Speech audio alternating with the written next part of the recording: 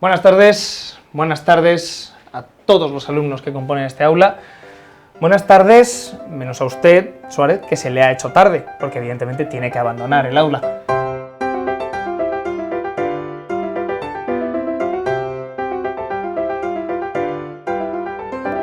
Es increíble la resiliencia de este hombre. No, que le he dicho... No, en serio, que no es broma, se está riendo ya incluso. Suárez, abandone el aula, por favor. Comienzo a tomarle cariño a Suárez, tengo que reconocerle. Acabo de noquear a Suárez. Así que, mientras no esté en su psique no esté en este aula, me sirve.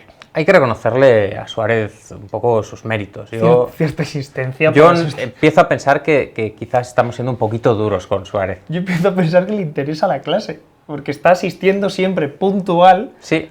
Es que el hombre... Y además además está despierto, ¿no? Como el resto de alumnos. No, si le acabo de noquear, le estoy diciendo. No, pero en general está despierto, vale, despierto, los demás están durmiendo aquí. Ahora mismo está en el suelo babeando Suárez porque ha perdido la conciencia.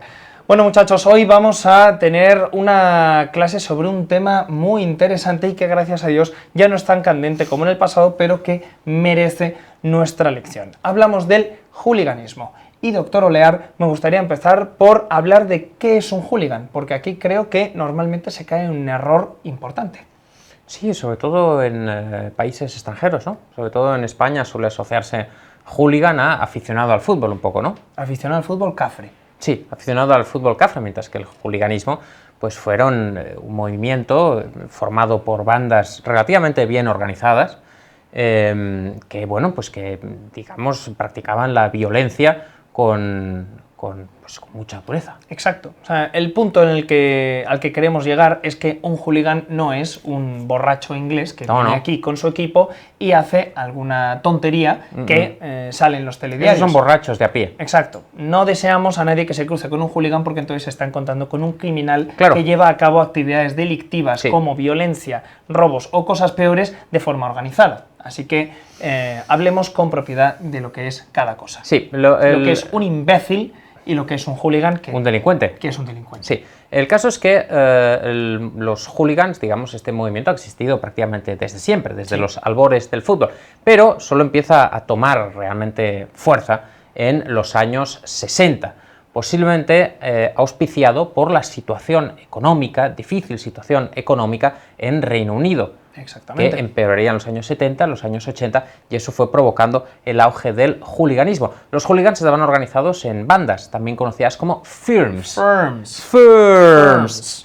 los años 70 nacieron las firms más importantes, algunas de las más importantes, como por ejemplo la del Chelsea, los Chelsea Headhunters, los cazadores de cabezas. Un nombre pacífico y a la vez explicativo. Efectivamente, la Intercity Firm del West Ham, también muy conocida, y los Millwall Bushwalkers del Millwall. Sí, la verdad es que en Londres tuvieron bastantes problemas al respecto y hubo episodios bastante desagradables que llevaron al fútbol a un punto de no retorno, como fue en el 85 aquel partido entre Millwall y Luton, que precisamente, aunque enfrentó a Millwall y Luton, acabó involucrando a los tres grupos de cafres que acabamos de mencionar.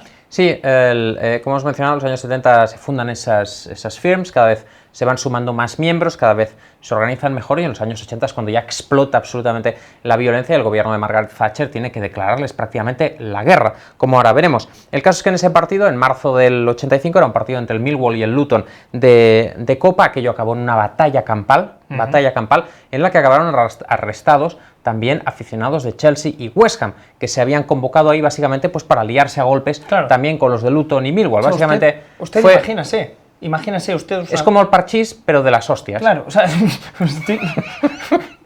que juegan 4 jugadores. Claro, usted imagínese, usted es ficha amarilla, se encuentra con una roja y dice, vale, yo contaba con hostiarnos nosotros dos. Sí. Pero de repente aparece la ficha verde, le suelta el collejón de su vida y dice, pero usted verde, ¿qué hace aquí? Dice, pues yo... Si usted no juega. Y entonces el otro dice, bueno ya, pero en el juego de la imbecilidad todos tenemos sitio. Claro, es verdad.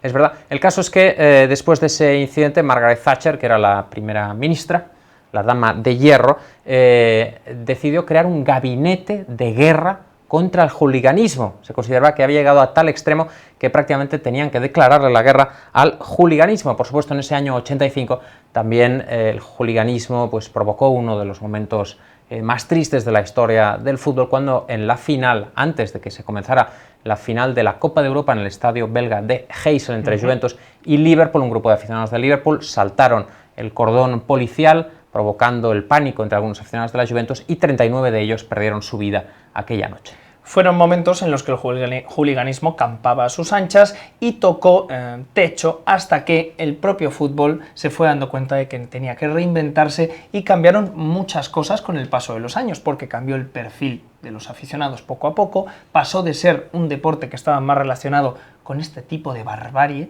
con un ambiente más familiar, un ambiente más natural, y además el informe Taylor empujó todo hacia la innovación. Doctor Sí, digamos que todas estas tragedias contribuyeron a una reforma que acabó expulsando a los hooligans. Para empezar, después de ese partido de Heysel, los clubes ingleses fueron expulsados de las competiciones europeas. Eso ya fue un toque de atención muy importante. Al menos no podían ir al campo.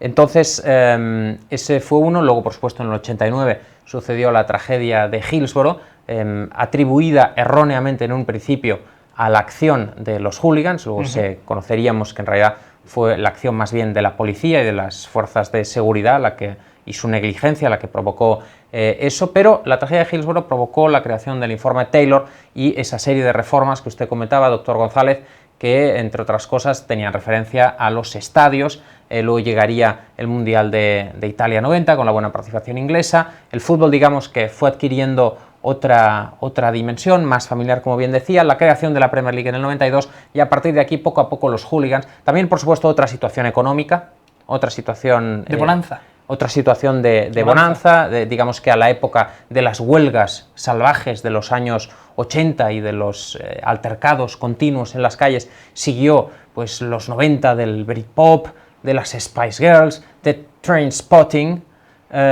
y digamos que la sociedad había cambiado y ya no tenía lugar en esos estadios modernos y confortables y familiares para los hooligans.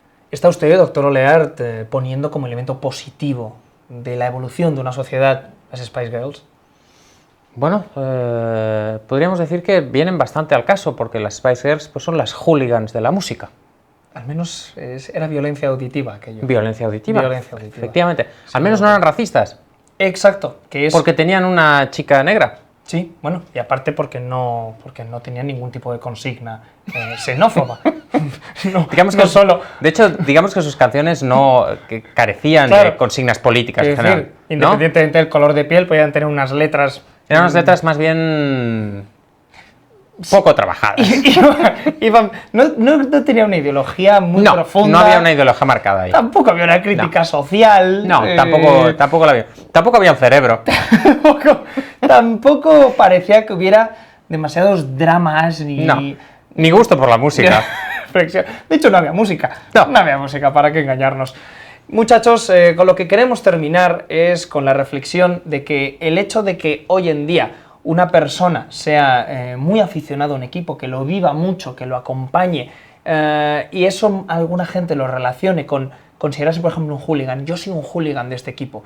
Hay que hacer un buen uso del vocabulario en estos temas. Y ser un hooligan es algo muy grave que, sobre todo, está relacionado con la criminalidad y los delitos, y no solo eso, con muertes y asesinatos. Y eso es algo con lo que hay que tener mucho cuidado, porque no son hooligans lo que hoy consideramos hooligans. Es verdad que sigue existiendo ciertas, digamos, bolsas de hooliganismo, pero en divisiones inferiores. Sigue existiendo pequeños altercados, eso es cierto. Y es cierto que algunos de los antiguos se movilizan cuando juega, por ejemplo, la selección inglesa en el extranjero. Sí. Ahí sí que en alguna ocasión vemos a alguno de los antiguos hooligans que viaja con la selección inglesa. También con la selección inglesa se habían producido muchos altercados cuando viajaban a torneos internacionales. Ahora, por supuesto, ese riesgo ha bajado y simplemente, pues como decíamos antes, son cafres que beben demasiado.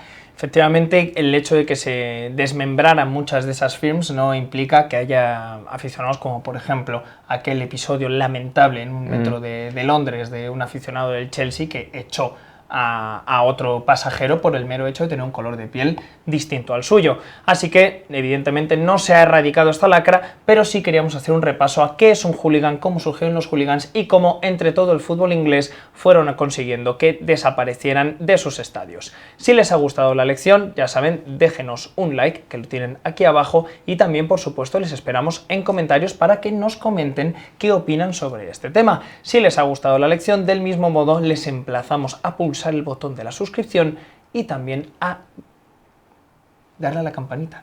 ¿Por qué no? Digo, ¿qué es lo que me falta para terminar esta canónica explicación? Denle a la campanita y ya me voy yo. Mira, a se darme está despertando Suárez. Suárez, le aseguro que no se va a despertar.